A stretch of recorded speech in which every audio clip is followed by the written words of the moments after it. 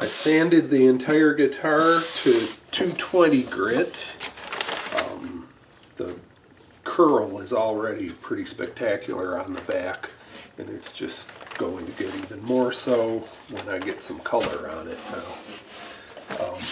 So got the fretboard masked off, and I need to plug the sound holes before I start putting any lacquer on. I've got a couple little flimsy cardboard cutouts of my F-holes, oversized of course, and the way that seems to work pretty well for me is to use a balloon.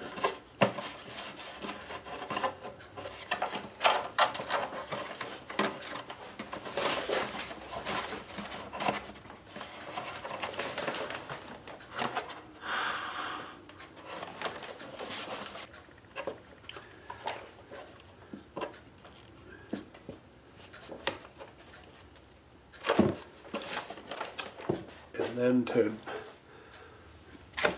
get that little nib out of the way, at the end of the balloon, I just use just a little stick and push it down like that, and then it is not going to interfere with the flow of lacquer.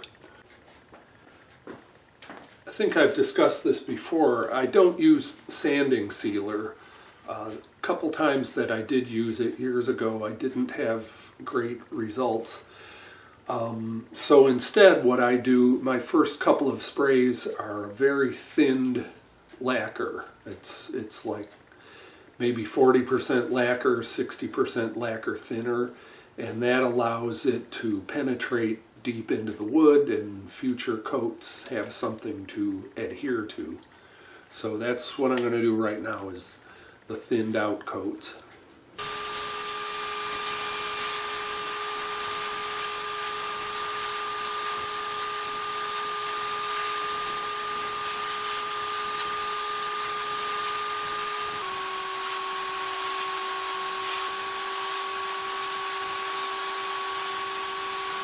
I've masked off the bindings. I didn't really get too crazy about them, because no matter how much masking I do, I still wind up having to scrape some. Plus there's some of the stain from the highlighting application that'll have to be scraped off. But anyway, they're largely masked. So now it's time to start putting on the color. Going for a fairly traditional sunburst, and I always start with the center and work my way out.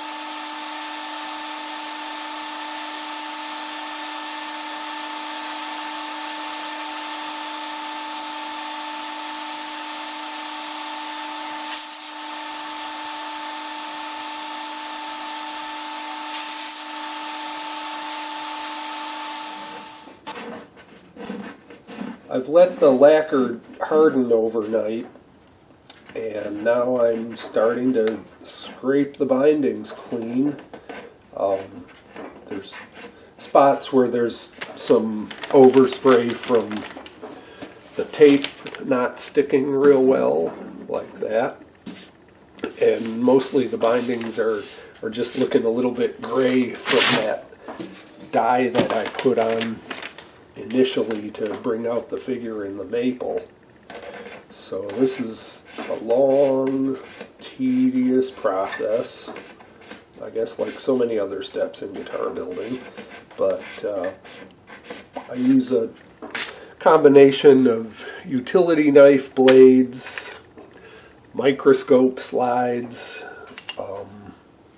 an occasional curved scraper blade, especially when I have to start doing the F-holes on the top.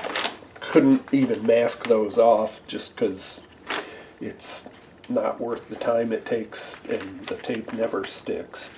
So that's just going to be a lot of scraping. Anyway, it's not quite an all-day process, but many hours will be spent cleaning up these bindings, and then after that I'll put on clear coats to build the finish, and that's something I've shown before, so I'm not going to record any of that, but that's next after I get the binding scraped.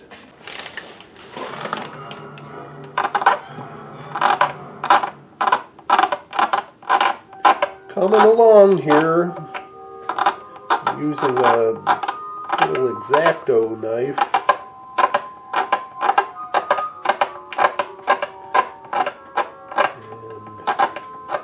Making progress.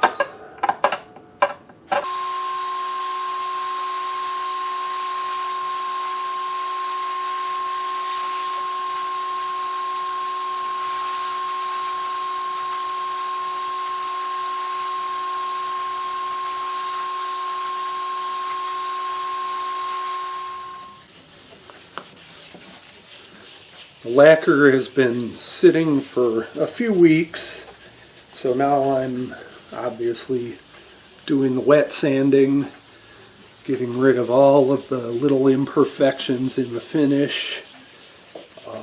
I started with 320 grit. No, I'm sorry, I started with 220 grit, and then 320, 400, 600, and right now I'm doing 1000 grit. And once I've finished sanding the whole guitar up to 1000, I'll buff it and see how it looks. But I can already tell that the figure in the back is going to be really striking with that extra step of applying the stain on the bare wood.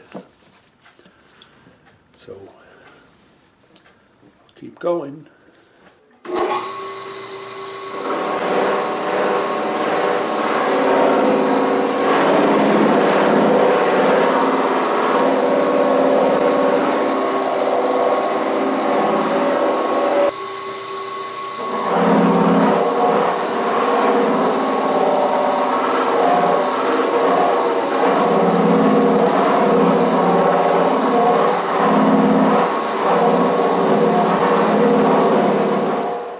I finished rubbing it out and got the guitar all strung up, made the ebony tailpiece for it and the bridge.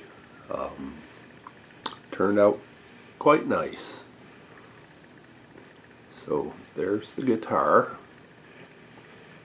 Well, the front side, but of course what I really wanted to show in this video was the back side of the instrument and what I had done to enhance the figure of the wood.